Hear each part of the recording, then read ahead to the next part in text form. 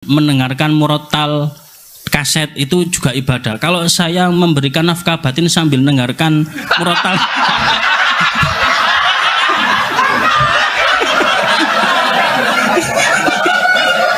nah itu gimana hukumnya nonton? Kan sama-sama ibadah. Bismillahirrahmanirrahim. Matur suwun atas waktu yang diberikan. Ada 2 pertanyaan, Gus. Belum bisa korupsi ini. Kok gak 4 sekalian? Yang pertama terkait dengan penafsiran ayat mengenai Inna fatahna laka fatham mubina, tentang pentingnya kekuatan untuk bisa mengawal kebenaran. Tapi sampean percaya tuh sama kitab itu?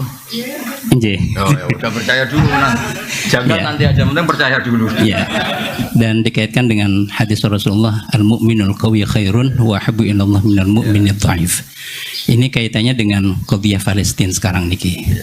Di mana sudah setahun lebih ini kan tertindas dan ada wacana untuk kemerdekaan Palestina ya, tapi dengan beberapa syarat ya, di mana di sana ada 2 faksi, ada faksi Fatah yang lebih memilih jalur diplomasi dengan Israel dan juga Hamas yang lebih memilih untuk mukawamah ya. Nah, selama ini perundungan ini masih alot gitu, dan apakah yang dipilih oleh Hamas untuk terus melakukan perjuangan hingga mendapatkan kemerdekaan ini sebagai sebuah cerminan dari al-mu'min al-qawi, atau justru cara Fatah yang ingin melakukan menghasilkan perdamaian ini melalui jalur diplomasi. Yang kedua terkait dengan masalah fikih. Dari apa yang panjenengan sampaikan tadi panjang lebar, saya menjadi teringat dengan sosok ya Kiai Harismatik ya, Kiai Haji Ahmad Sahal Mahfud. Beliau dikenal dengan fikih sosialnya. Dan tadi kalau berbicara tentang asbab nuzul mengenai surah Mujadilah itu kan menarik sekali ya. Jadi ada semacam perubahan ya hukum ya, yang dari awalnya itu tidak boleh menjadi boleh ya. Nah, kalau kita kaitkan dengan fenomena sekarang ini, kita juga mengenal ada yang disebut dengan fikih progresif ya. Jadi apakah memungkinkan ya dengan kondisi real di masyarakat sekarang ini, ketetapan-ketetapan hukum itu yang sudah ditetapkan dalam Al-Quran bisa berubah ya secara hukum dengan menyesuaikan kondisi di masyarakat? Bukankah tadi dari asbabun nuzul ini ya kemudian ditetapkan dan itu menjadi syariah? Nah, apakah syariah itu sesuatu yang tetap atau memungkinkan untuk bisa berubah dari yang halal menjadi haram ya, misalkan dari yang makruh menjadi dan sebagainya? Bisa jadi mahasiswa. Gak mau kalau contohnya. Ya, matur suwun Gus. 2 pertanyaan kok. Ya. Lanjut. Yang kedua monggo Gus Torik biar berurutan. Assalamualaikum warahmatullahi wabarakatuh. Ini namanya siapa tadi? Afif. Pak Afif. Afifullah atau Afifuddin? Afifullah. Mohon izin Kiai mau bertanya. Awalnya banyak pertanyaan tapi takut dianggap korupsi jadi satu mawon insya Allah. Jelas korupsi itu mau. Karena Universitas Islam Malang itu ada Islamnya, maka biasanya ngomongnya sama rektor. Ada banyak sekali kajian-kajian fikih di dalamnya. Dan dalam kajian fikih kami itu ada kajian fikih as'ilah farodiyah. Jadi segala macam persoalan yang diawali dengan huruf lau, andai gini gitu. Teringat tadi ada kisahnya Handolah, kemudian ada yang ini jima dan lain sebagainya. Ada satu soal farodi yang mungkin niki kami butuh pencerahan dari Bapak Kiai. Butuh pengkhayalan kamu. Mboten. Jadi Kanjeng Nabi niku dawuh wa fi bud'i ahadikum shadaqah. Jadi kalau mau sedekah itu enggak harus pakai uang, bahkan memberi nafkah batin kepada istri itu juga termasuk ibadah sedekah ngoten. Istrinya mau ya. Okay. Nah, ada soal farodhi niku ngenten. Itu kan ngasih nafkah batin ke istri kan ibadah. kemudian mendengarkan rekaman. Maksudnya kalau istrinya nolak berarti nolak ibadah ya maksudnya. Mboten. Kalau farodinya ngenten Yai. Ngasih ibadah, ngasih nafkah batin kepada istri itu ibadah. Nah, kemudian mendengarkan murotal kaset itu juga ibadah. Kalau saya memberikan nafkah batin sambil mendengarkan murotal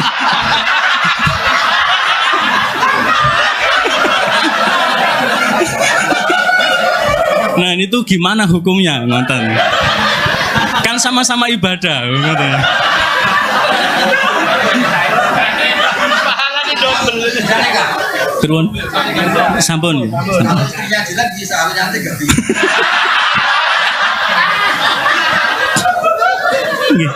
Kemudian sub pertanyaannya lagi, apakah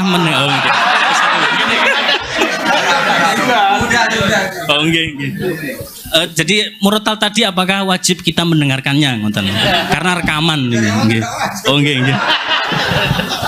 Baik, yang terakhir perkenalkan, nama saya Afifuddin dari Fakultas Ilmu Administrasi. Namanya siapa? Afifuddin. Beda dengan ini, Ya, itu Afifullah. Kali ini muannas, yang saya mudzakkar. Baik, saya tidak keluar dari konteks dan saya tidak korupsi. Saya hanya satu ucapan saya di dalam hadis Sahih Muslim, al mukminu al qawiyyu khairun wa habbu ilallah minal mu'minu adh-dhaifi. Yang jadi pertanyaan saya adalah bagaimana apabila ada orang kuat punya kemampuan tetapi lebih memilih uzlah seperti yang dilaksanakan oleh Imam Ghazali ketika menjadi rektor di kampus An-Nizamiyah. Kemudian beliau menemukan segala sesuatu yang mengatakan bahwa saya harus lebih uzlah daripada jadi rektor. Saya keluar saja, saya uzlah saja di masjid sampai akhirnya bisa menghasilkan karya yang monumental yaitu Ihya Ulumuddin. Jadi mohon arahan dari Gus Pak. Lebih arahan ke rektor disuruh ngomong saya jelek. Maksudnya ini uzlah, kamu yang rektor.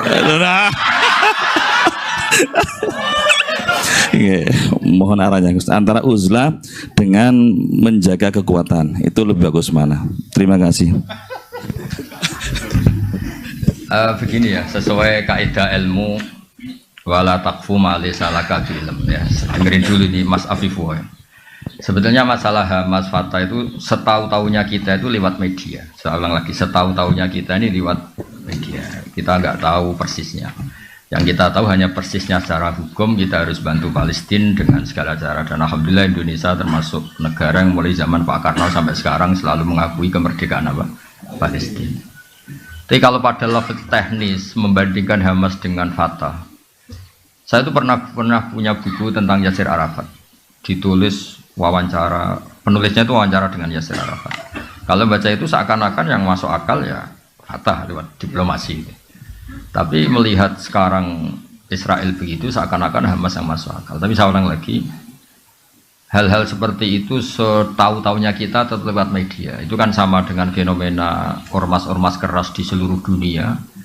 Kadang-kadang nyun sewu ada penumpang gelapnya yang sedang nggak suka pejabat yang sedang apa jabat. Jadi tidak, ini bukan urusan sudon dan sudon, sama-sama acak secara ilmu itu potensi itu ada.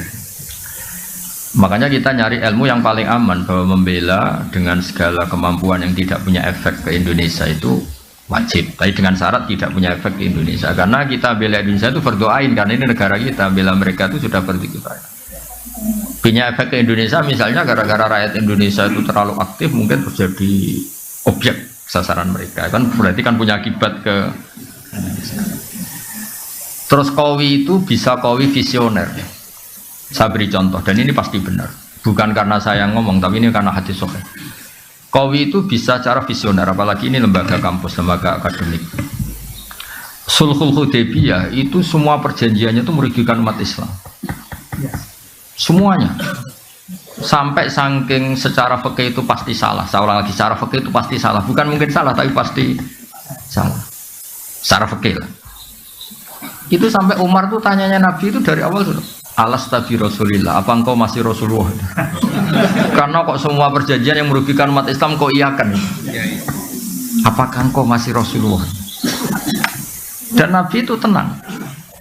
Ya, saya masih Rasulullah. Nabi ya santai, tidak marah. Tapi kenapa engkau beri kehinaan ke kita dan engkau memberi kehormatan pada orang kafir? Jawabnya Nabi, ana Rasulullah wala yudai adillahu abadan. Saya ini tetap Rasulullah. Itu diantara perjanjian gini, kalau orang Islam masuk kafir itu suruh biarin karena kembali ke habitat. Karena Islam itu asal usulnya kafir, sehingga kalau masuk kafir disuruh biarin. Kalau kafir ke Islam harus dikembalikan karena ini bid'ah. Loh betul, Abu Jahal kalau ngistilahkan Islam itu ila dinin mubtada'in, agama yang apa? Bid'ah. Semua itu merugikan umat Islam. Terus Nabi hanya minta, sudah turutin semua. Terus kamu minta apa Muhammad?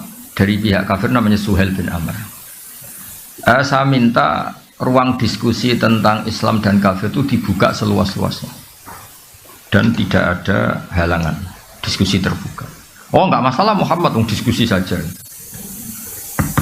Itu perjanjiannya 10 tahun, hudnah itu genjatan senjata.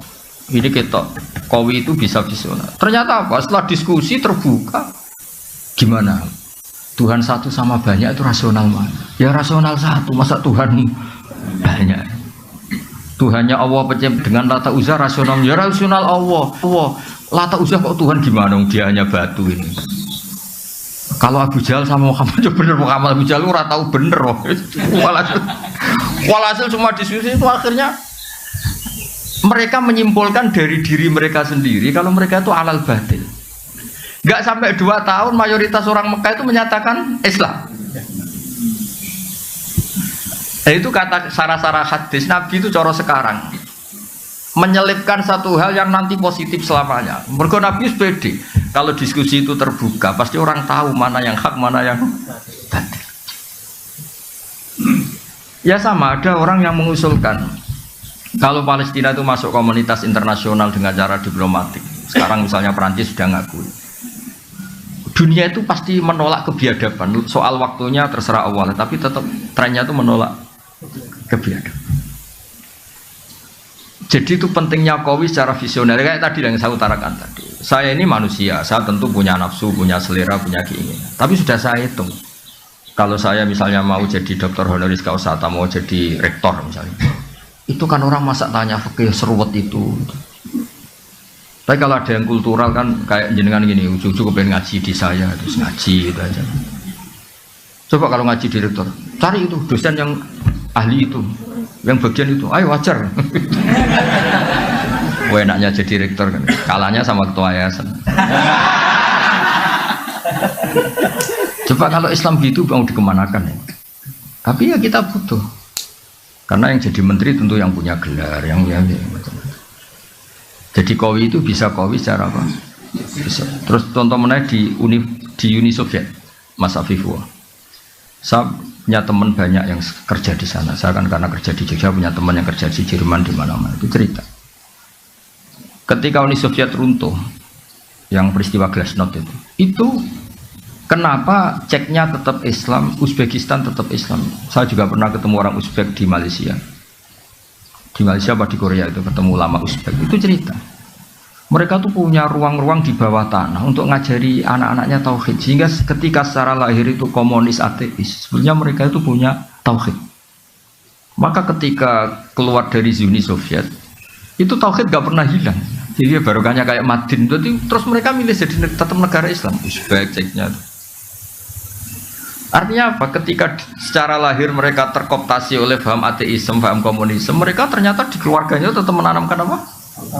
Tauhid. Makanya ketika tauhid ini nggak pernah hilang, terus negara merdeka ya langsung tetap jadi negara komunitas Muslim. Maka di antara visi Quran itu tentang kalimat tauhid itu begini: wa ja'alaha kalimatam baqiyatan fi aqibi. Kemudian Ibrahim menjadikan kalimat tauhid sebagai kalimat yang abadi di anak turunnya. Kenapa kata fi aqibi, bukan kampus, bukan pondok? Karena orang itu pasti ingin yang penting selamat tuh anaknya dulu. Makanya sebelum ke Unisma anak ini sudah Muslim, sebelum mondok juga sudah. Ini pasti jasanya orang tua. Itu juga kowi, maksudnya apa? Jadi itu juga visi yang, jadi kowi itu tidak harus, ya jadi kowi itu bisa. Ya kayak orang dosen-dosen ini kan kalau di rumah tidak kowi, tapi setidaknya berangkat sepatunan, dasinan, paling enggak kan kelihatan tidak nganggur gitu. Ternyata apa? Di rumah disuruh istri, di kampus disuruh rektor. Itu kowinya di mana kan tidak ada, nggak ada. Iya, kowinya ya tadi dilihat tetangga, wah keren dosen itu. Lah akibat dari nasibnya gitu, yang penting dasinya ditata rapi, sepatunya ditata, itu satu-satunya harga dirinya ya itu. Ya itu juga kowi gitu loh. Kan lumayan ada tahapan hidup gak dianggap jangan tanya penghasilan, yang penting nggak nganggur dulu tanya. Lu tahu ada orang sering marah sama istrinya sampai mempertimbangkan mau dicerai, itu gak cerainya karena tanya saya, Gus istri saya kebangetan pas saya cerai. Status kamu punya istri sudah keren karena tidak jomblo, kalau kamu ceraikan tidak keren, jenenge sedudo. Angen-angen tetap untung. Angen-angen punya istri tetap untung. Darah ini dudo ya ora kepenak kata saya. Ya kecuali istri kamu yang menceraikan lewat Rafa, gimana lagi gitu. Terus tadi yang dari jenengan tanya apa tadi? Murotal lah. Bu, kalau ngawur terus kira-kira. Maksud saya gini, ngawur, tanyakan pakar psikologi. Memangnya mungkin orang sengawur kamu nikmati istri kemudian iya, makanya saya tadi bilang kalau istri kamu cantik itu mungkin pertanyaan itu tidak muncul.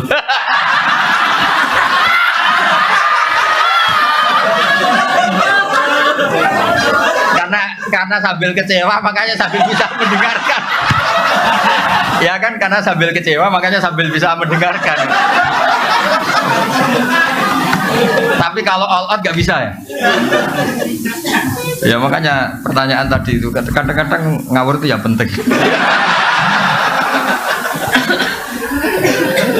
Jadi itu kan sebetulnya hadis itu bukan untuk tadi untuk fardiyah tadi, untuk pengandian itu. Bukan untuk pengandian. Nabi itu ingin semua kebaikan sebenarnya mudah. Keseharian kamu itu sudah ibadah. Termasuk ngumpulin apa? Istri. Tadi itu Nabi itu hanya ingin cerita tentang betapa mudahnya masuk surga. Makanya saya itu termasuk kiai yang menyetujui itu. Masuk surga itu gampang. Saya sering bilang ke jamaah saya, surga itu kan kamu sudah dikasih kuncinya, miftahul jannah la ilaha illallah. Neraka kamu tidak punya kuncinya kok bisa masuk. Harusnya orang itu nggak bisa masuk neraka karena nggak megang apa? Kita ini kan hanya pegang kunci surga. Tapi ada orang kiai yang bantah, Gus mungkin neraka tanpa pintu. Jadi blank-blank saja. Terus saya bilang, tapi saya tidak tahu alamat neraka, saya tidak tahu. Yang saya tahu alamat surga. Makanya saya sampai sana. Kalau kamu mungkin tahunya alamat neraka, makanya kamu sampai sana. Ya kan jelas kan miftahul jannah. Orang udah pegang kunci kan menang ayam sudah. Apalagi kita ya kan orang pesantren sering tahlilan, kuncinya banyak. Mau lipat pintu mana kan kita sering. Ya kan kita kan sering tahlilan, itu kuncinya kan. Jadi Nabi itu di hadis wa fi buti ahadikum sadaqah itu Nabi ingin memberi contoh. Segampang itulah apa? Masuk surga. Terus tadi yang Abi Budin tanya apa? Bagaimana uzlah dengan ngomongnya sama rektor.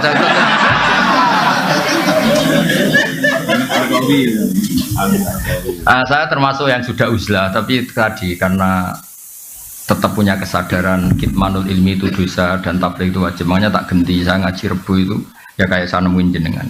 Saya sering cerita ke anak-anak saya uzlah itu enggak kena hisab Allah, karena praktiknya saya kalau urusan ilmu itu saya nerima tamu tapi hanya urusan ilmu. Kalau tamu-tamu apalagi adat NU itu kadang kan kacau. Maksudnya kacau gini, kiainya itu istrinya satu, kadang tanya, Gus doain saya istri 4 tuh rukun semua. Aduh. Terus ada kiainya tuh karuan miskin, nggak punya pom. Saya sering punya tamu, nggak, Gus saya ini punya pom 2, doain laku semua. Itu kan bikin kiainya ngetes, kiainya saya nggak punya pom. Saya itu termasuk kenapa gak terima tamu itu dosanya tamu-tamu yang ngawur-ngawur itu termasuk itu. Saya sebetulnya termasuk kiai yang mapan ya, tapi mewakili kiai yang tidak mapan. Terus sering kiai kampung komplain saya. Gus bener jenengan Gus, kadang kita tamu jangan kurang ajar terus ngerti aku melarat. Iso kon ndongakno pom, wong aku tuku bensin wae utang.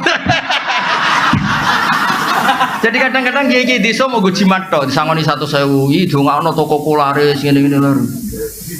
Itu kan pamer halus loh, sebetulnya itu pamer halus. Jadi uzlah itu ya ada sebabnya, dipicu tadi kemarahan-kemarahan sama tamu-tamu itu. Lah tamu kok sopan tuh gimana? Tema yang nentukan dia. Kita yang punya rumah mungkin kan punya masalah keluarga, tapi tamu itu kan yang menentukan tema. Iya saya mau nikah lagi, doain dua istri saya rukun. Begini ini kan juga ngenes. Kadang istri satu saja mendekati cerai kok ada orang. Kenapa? Oh iya kan ngawur betul itu tamunya itu. Jadi sampean kan gak rasanya jadi kiai itu kalau tamu itu macam-macam. Saya kan termasuk kiai yang gak pati tertarik kaji berkali-kali. Saya pernah haji. Itu kadang ada tamu travel tuh, saya doain setiap tahun bisa haji. Padahal saya tidak termasuk yang berpendapat itu penting. Tapi dia memaksakan untuk didoain tiap tahun bisa haji. Nah ngawurnya lagi kadang dia salam tempel di depan, kalau nggak bilang iya kan sungkan.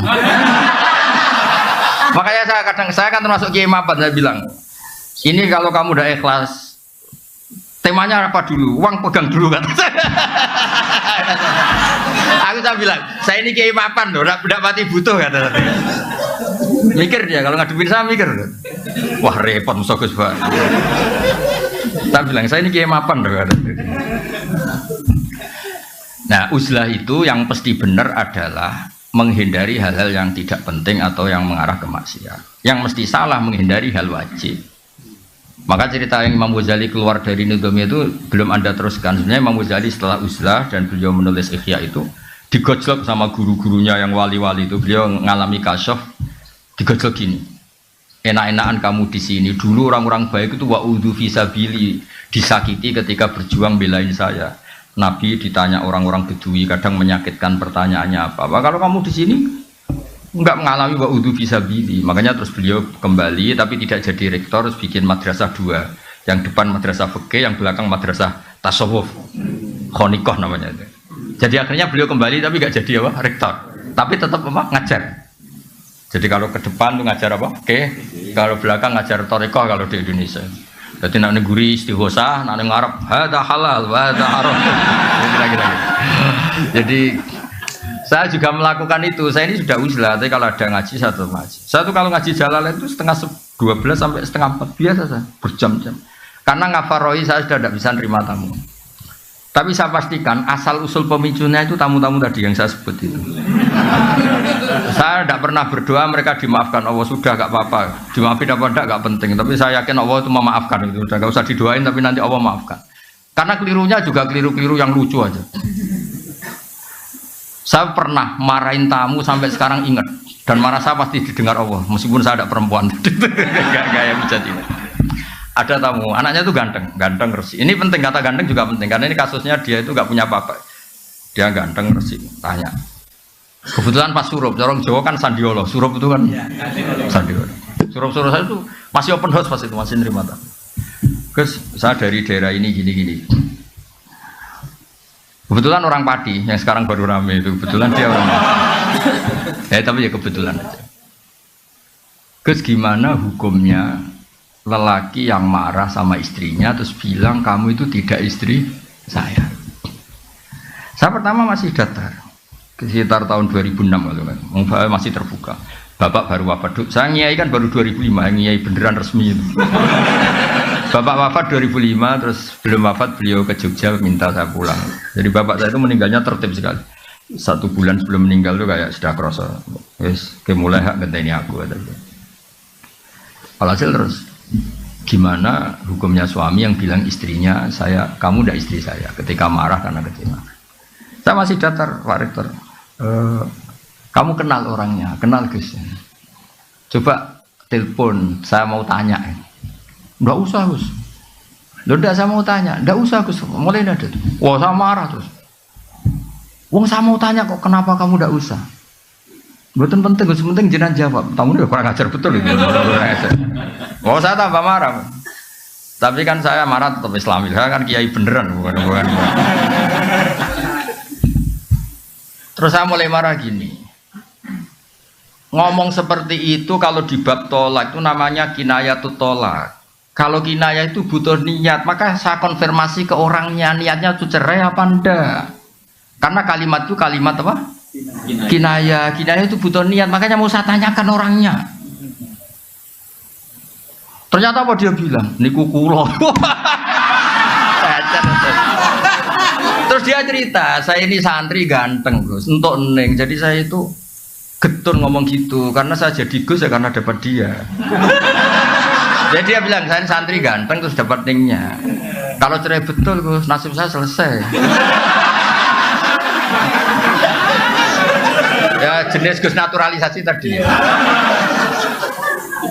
Akhirnya saya tuh kan tadi saya bilang kan saya ini kiai itu terbaik, tak tunjukkan takbir di I'ana. Termasuk kinayatut tolak itu lasti bizaujati. Ada orang ngomong lasti bisa kamu itu tidak istri saya. Karena bisa saja niatnya itu lam tu amilni muamalataz zauja. Kamu tidak memperlakukan saya sebagaimana istri. Jadi tidak sampai kotu ala kotin neka. Ya seperti terus di Yana dicontohkan kama qalar rajulu libnihi lasta bibni. Ada orang lelaki marah, kowe ora anakku, mesti ra anakku. Wong kok mangkel wong tua. Tapi kan dia juga gak ingin kalau anaknya kabur kan. Ketika kamu bilang kamu tidak istri saya itu ingin kamu apa? Ya ben ngergani kula Gus, ora kok sampai apa? Cerai. Ya berarti tidak cerai itu masih kinayah. Itu jubalin nek kelakuan ngono wae. Ngel-ngel wong ngandani wong ora oleh nelpon bener. Ngapunten mbahmu.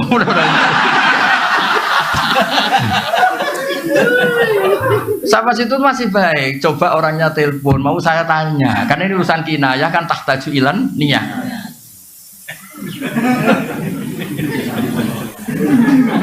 Dia mboten usah Gus, dia malah menggurui saya. Ndak usah Gus. Loh ndak usah gimana? Ndak usah Gus. Saya akhirnya nerangkan lafadz itu kinayah. Jadi saya butuh konfirmasi niatnya gimana. Lagi dia ngaku niku kula. Andai kan sudah peristiwa rame ini di TV dasar wong padi gitu. Untung belum rame yang sekarang itu.